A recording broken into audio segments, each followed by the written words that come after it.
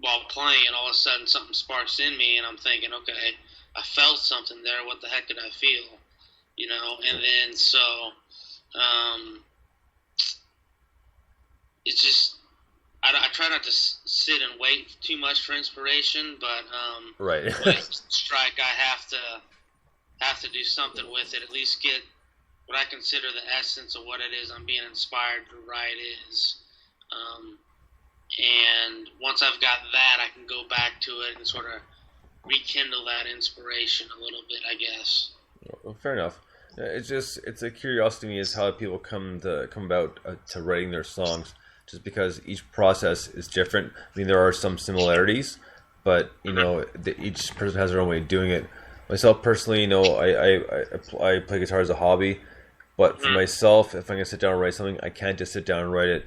And if I get struck with something, I gotta do it right then and there. If I don't, I will forget it, and it won't be as good as I thought it was the first time around. Yeah, it would. I'm the same way too. It's just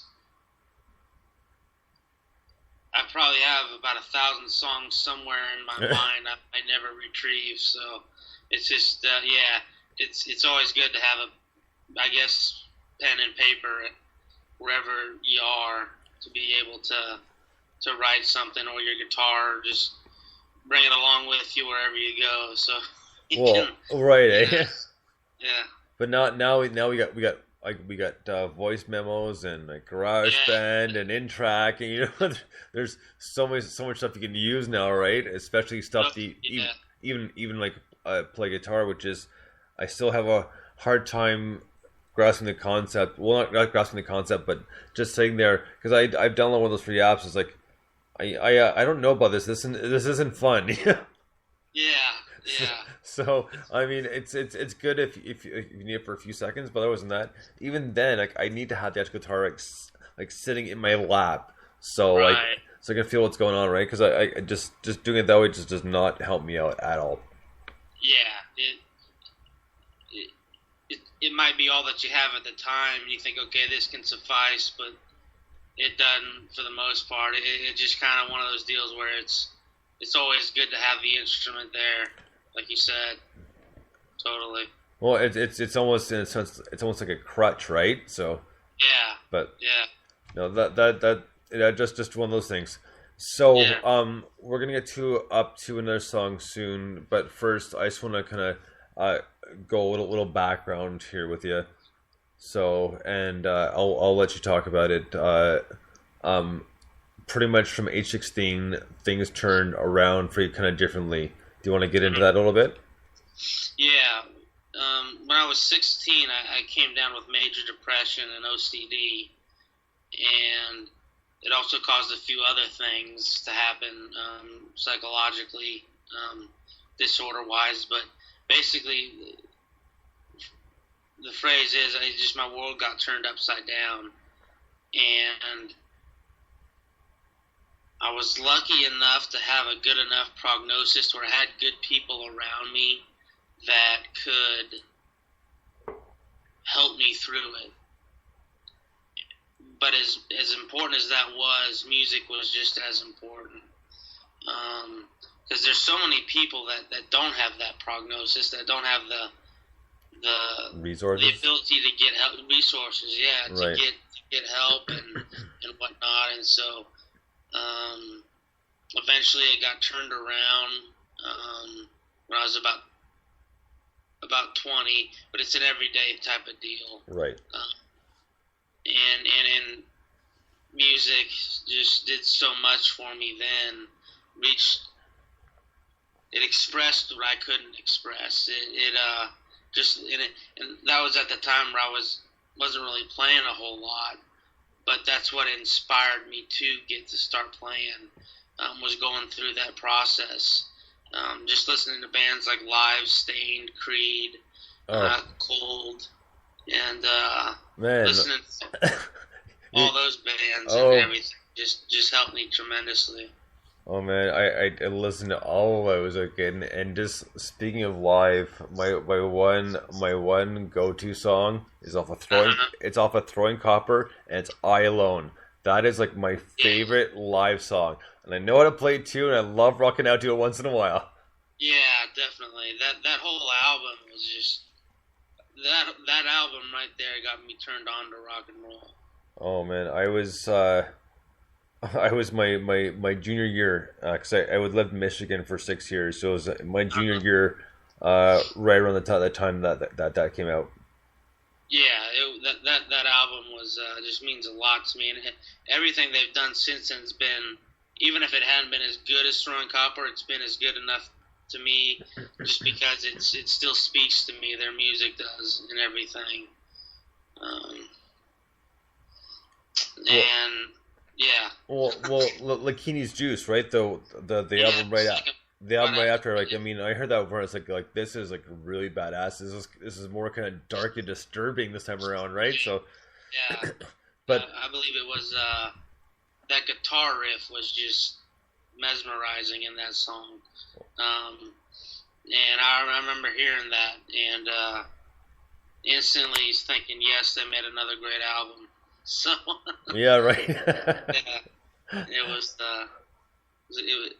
I have every one of their CDs, nice. And the one after that, The Distance to Here, I thought was a good CD too, and that one came out when I was going through everything I was going through,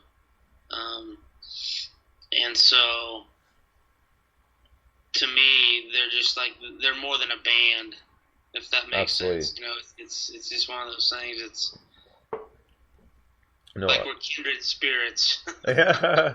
No, I totally get what you mean, because, you know, obviously we have our favorites and we have our connections, and for myself, the top two are because, like, pretty much the grunge era was my teenage years.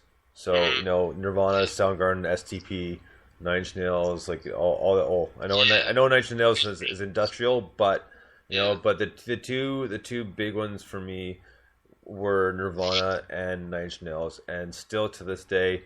And I know some people probably argue me on this one, but my favorite Nine Inch Nails album, and in my eyes, hands down, it's probably the best one, is The Fragile. It's the double CD. And that is that in my opinion is by far their best album and double album, because I can't say enough good things about how good that album is. I'm not gonna get into that anymore because I'm kind of sidetracking too much, because we're here to talk about you and your music. So, that's fine. But yeah. There's my 2 cents, which yeah, those rock bands in the early '90s, however you want to categorize them, the ones that you just said were terrific, just gut-wrenching, mind-blowing stuff is what they were able to do. So. And luckily for me, I pretty much saw all of them, and I got all my ticket stubs, wow. Nice. Including my Nirvana one from the Union Road tour. So. Oh, nice. Oh yeah, it's a little faded, but you can still see plainly it says Nirvana. So yeah. Yeah, it was just one of those things. I was always a saver of ticket stubs, you know. And then as the years progressed, I started putting them in the CD cases.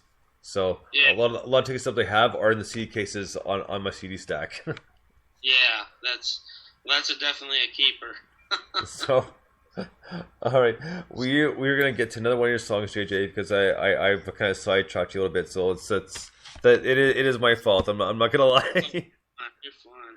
But we're gonna play the next song. We're gonna play is a song called Forces, which I debuted on my New Music Saturday show this past Saturday. Okay. And went over very well. I had my special co-host Dave, who's a singer for Grasscutters, a band in Newcastle, England. Okay. So very good friend of mine, and he enjoyed the song as well. So we're gonna get to Forces. JJ McGuigan, do this. Thank you.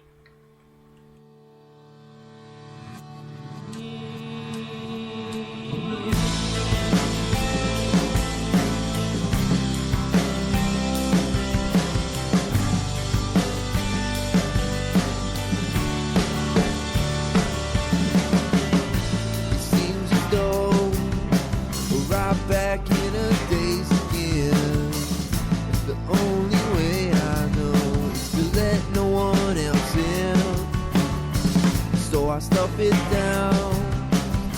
So far I can't remember. I'm surprised to see that it's right back in my face, and it's over now.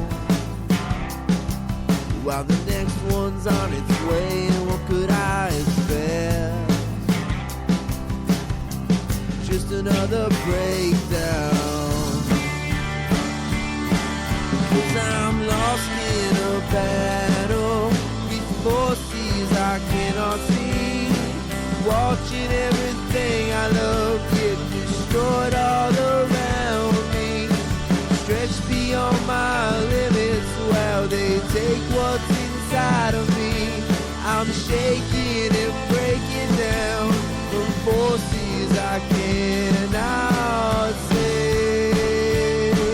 Then I find everything's alright. So what is it that makes me feel this way? Could it be that it's all just in my head? If that's the case, how do I escape? 'Cause I'm lost in a battle with forces I cannot see, watching everything I love get destroyed all around me, stretched beyond my limits while they take what's inside of me. I'm shaking and breaking down from forces I cannot see. And I feel if I try, I can't succeed to overtake somehow these forces I cannot see. And I feel if I try, I can't succeed to overtake somehow these forces I cannot see. 'Cause I'm lost in a battle with forces I cannot see, watching everything I love get destroyed all around me, stretched beyond my limits while they take what's inside of me. I'm shaking and breaking down from forces I cannot see.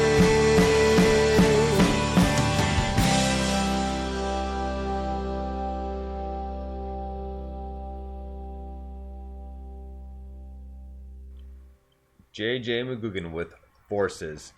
Now, this one was a little different, meaning, well, obviously different lyrically, but it just had a different tune, it had a different form to it. Mm-hmm. So, what's the background on this one? This one I wrote before I wrote Letter. It was kind of inspired by, I was listening to a lot of Stained, and just about their type of introspective. It's a little more heavy. It's a little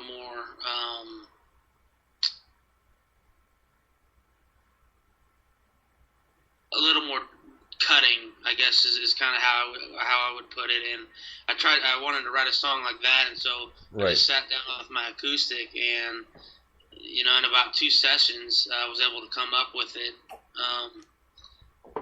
just singing and playing. And then eventually it got time to take it into the studio, and the whole album, Dissociative, I wanted it to kind of have at least an acoustic bass feel. Right. The bass of it being an acoustic song.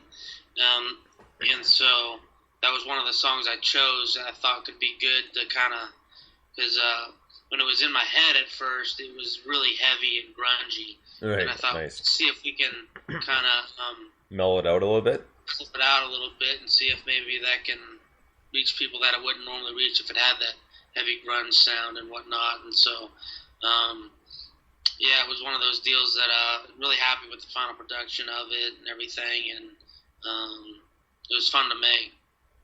Well, if you're mentioning Stained as well in this, then it pretty much is a jump from Dysfunction to 12 Shades of Grey, right? Because Right. Dysfunction was a lot more raw, even though they had 2 albums before that. No,